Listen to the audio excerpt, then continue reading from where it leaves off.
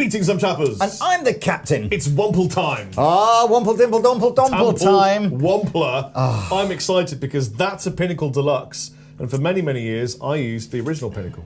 I love Brian Wampler. It's just an amalgamation of a relatively ordinary first name with a fantastic surname, isn't it? Yes. Wampler. I want to be called Wampler. Is it onomatopoeic, isn't it? Wampler. Well, you could be called Lee St. John Anderton. I could be Robert Sutherland Chapman. Yes. So, in 2016, Wampler made some amendments to the range. So quite a few of the range now are version 2s of the previous models. Our favourite one was always the Pinnacle, so we thought we'd dive into the Pinnacle and have a play around. And the Tumnus, which has turned out to be probably the most popular Wampler pedal ever, as almost like a chuck it in the front of anything if you just want to fatten it up. If you want to steal some children and play a flute to them and then try and sell them to a witch, you bottle out, can't quite do it. Yeah, can't quite do it, and then all of a sudden there's a door in the back of a wardrobe, a lion comes on, f***s everything up, and then it's winter, and then it's summer. Which basically... Spoiler alert! Spoiler alert! Which some people say is some sort of religious, metaphorical kind of interpretation of the resurrection. Really? Yeah, apparently so. The Aslan thing. Oh, right. I don't know. Look, I'm...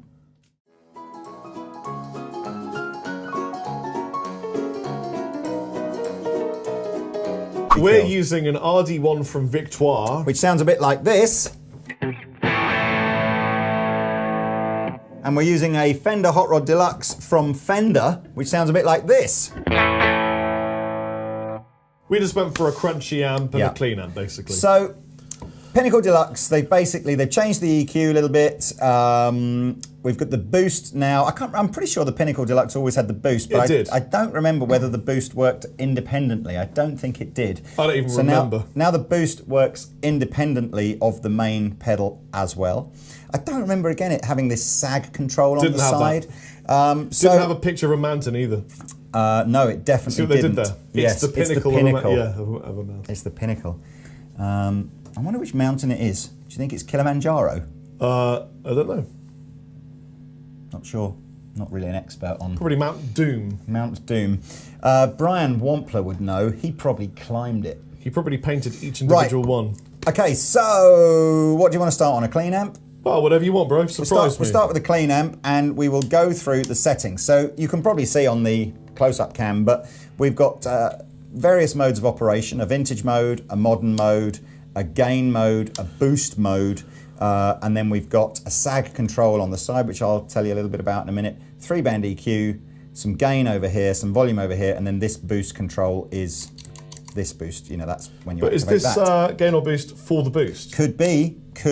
Let's have a little listen.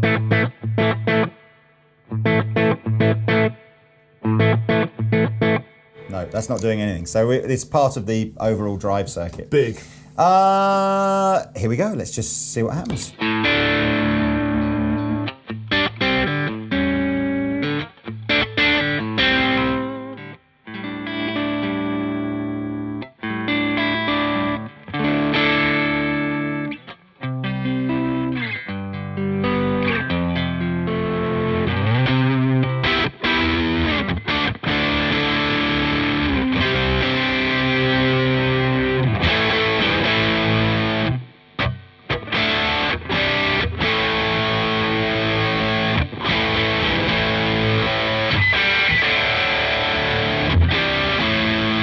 Very brightly. It is bright, isn't it?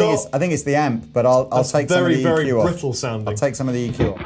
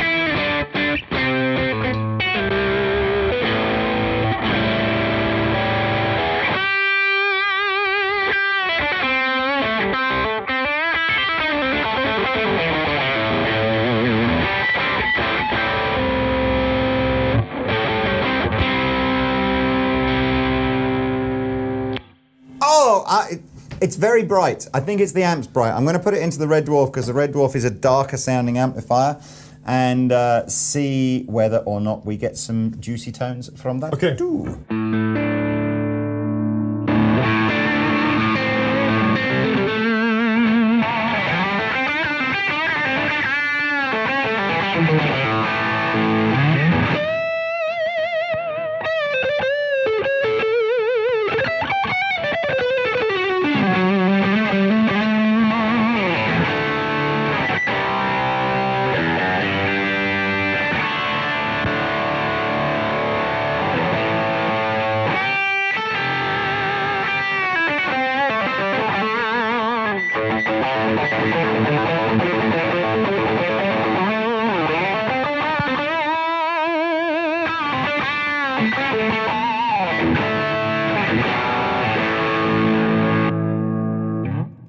Crikey!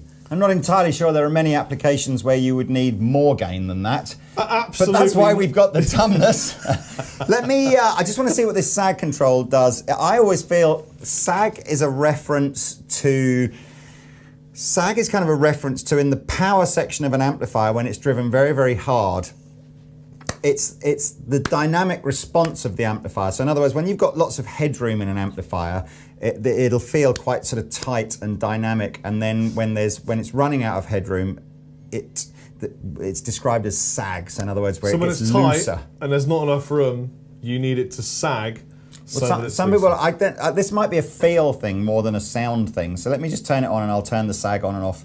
Well, if I chug, you'll hear it. There's as well. another button here called Alu, and if you press them both in, it's a very tasty Indian dish. Potato and spinach. Let's go.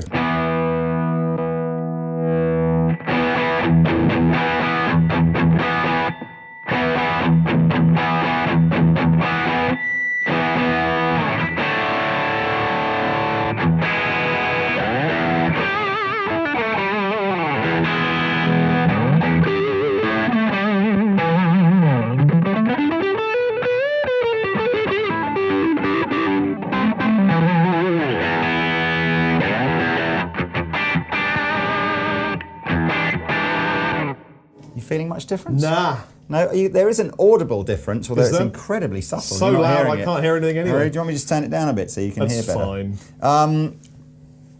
I could hear. I can't remember which way. When it was in, it seemed to become slightly darker sounding, but it's pretty subtle. Right. I'm going to try it myself and see if I get some sounds. The boost, as I said, you can use independently. So again, if you've got an amp like the Red Dwarf, which is a little bit gainy, please play.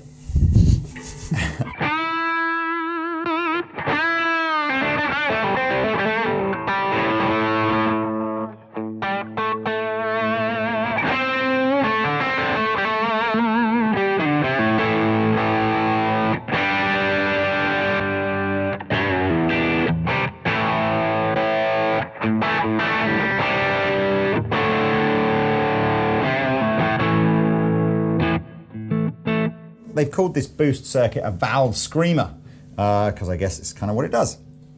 So, Tum me up. Let's see if we can get a lower gain kind of, I might go back into the Fender again here. So we're going to go for a lower gain kind of rhythm kind of tone, and then use the Tumnus as a boosty thing. So let's get a nice sound.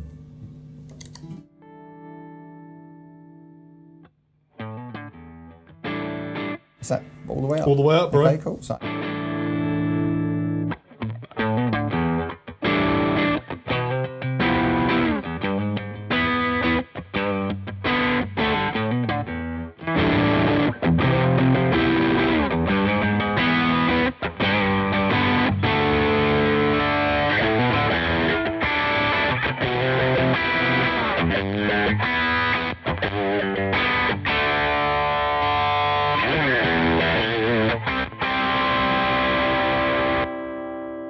it sounds like it's heavily compressing the It is. input It's dipping the volume of the guitar when I'm playing. Which I don't know that necessarily you would want that, but Well, obviously not. Let's try. Less is never more. I quite like. I think I would just use the boost circuit that's in here. So let's just Can try. we try just the Tumnus on its own though? Would that be okay? Into the Red Dwarf maybe. Well, maybe. So if you're not aware, the Tumnus is their very, very compact clone clone. And of course, I guess the Klon is one of those mythical distortion pedals where hardly anyone's ever actually tried a real one, and so all the claims as to whether it does or doesn't sound like one are hard to ratify. And secondly, from the ones that I've tried and the people that I know that own them, they all sound a bit different as well. So whether there is this idea of a Klon sound, but it's certainly it's not a high gain thing. It's one of those things that just seems to. Yes, it's a pusher. Do it.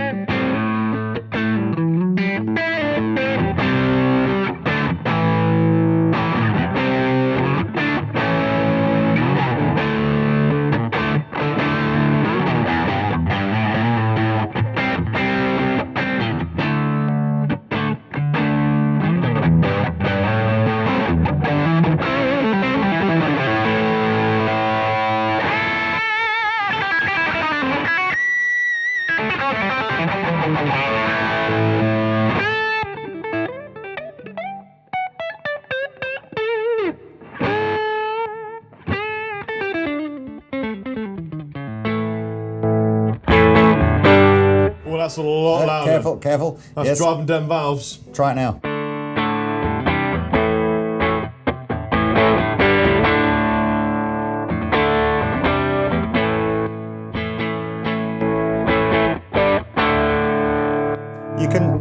That's a good demonstration. You can see that the Tumnus isn't really the kind of pedal that you just put straight into a very, very clean amplifier. There would be almost no point. Yeah, but what it's designed to is either push another pedal, a preamp or push a preamp section. Yeah. It sounds really, really nice with that red. I liked it. Can I try? Yeah. Absolutely, you can. I got this cheap piece of rubbish here that I don't really like. Why don't you get rid of it and buy something like a PRS? Do you know what? We had a naughty, not that I would ever sell this, but we had a naughty discussion the other day that said, 594 single cut could be a purchase coming soon. It could be that Lee may want to have a PRS. That's it, don't change anything. It's the best Dwarf thing it and we've had all clone day. it. Dwarf it and Tumnus it.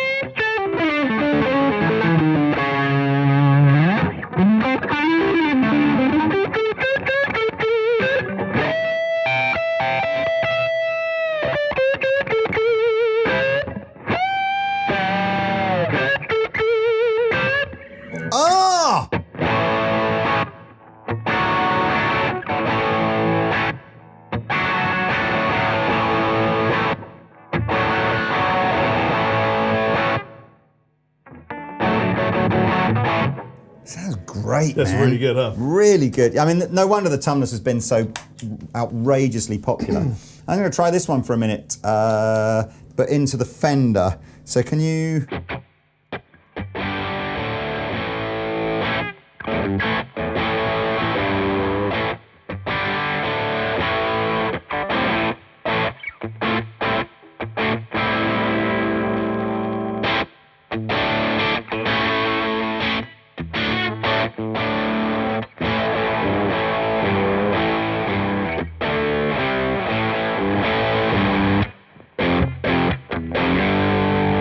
No idea where that came from.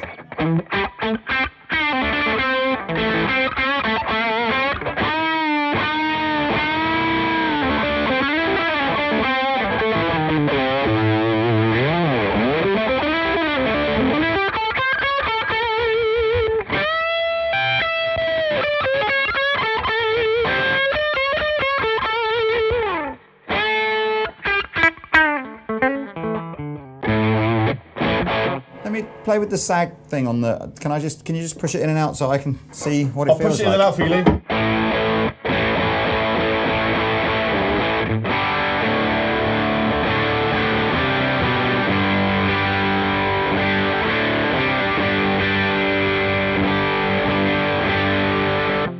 very subtle, isn't it? Can't really hear. No. I heard it more when you were playing it through that amp. I couldn't really hear it at all. Yeah, it could be psychological. Could be psychological, yeah.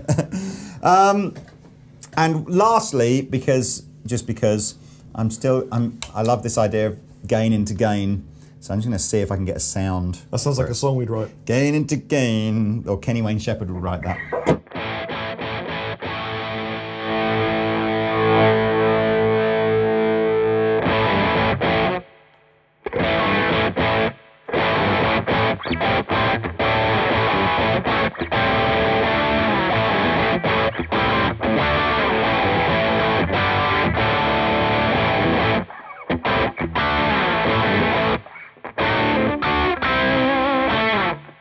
Nothing wrong with that guitar sound, is there?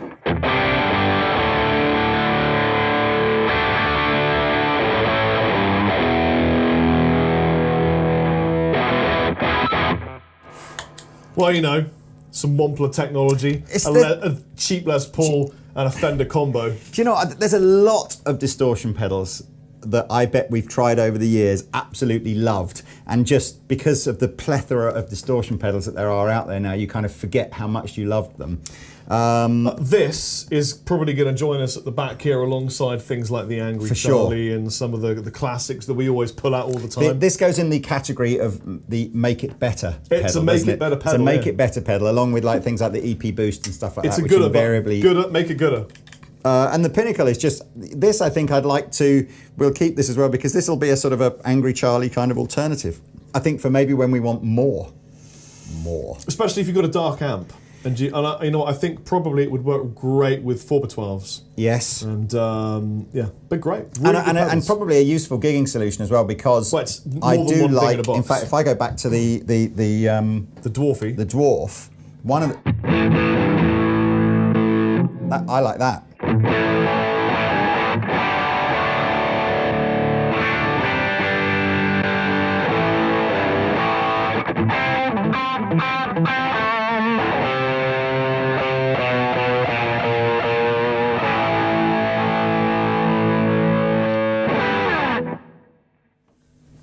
Cool, man. Lots of stuff to play with there. It's all good fun, and it's all available from your local Wampler dealer, which I'm hoping for most of you will be Andertons. And even if we're not your local Wampler dealer, hey, I can't even speak that. And even if we're not your local Wampler dealer, buy it from us anyway. Was it local Wampler dealer? That's hard to say. Local Wampler dealer. Local Wampler dealer. Red lorry, yellow lorry. Red lorry, yellow lorry. Local Wampler dealer. Local Wampler dealer.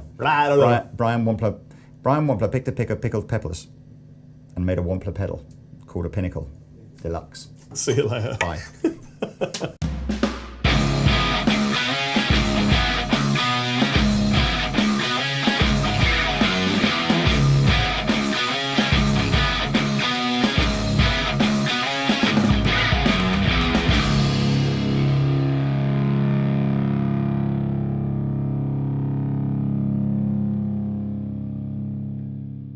This is Rory from the UK. Tell me about Rory. So he edits videos. Rory's awesome.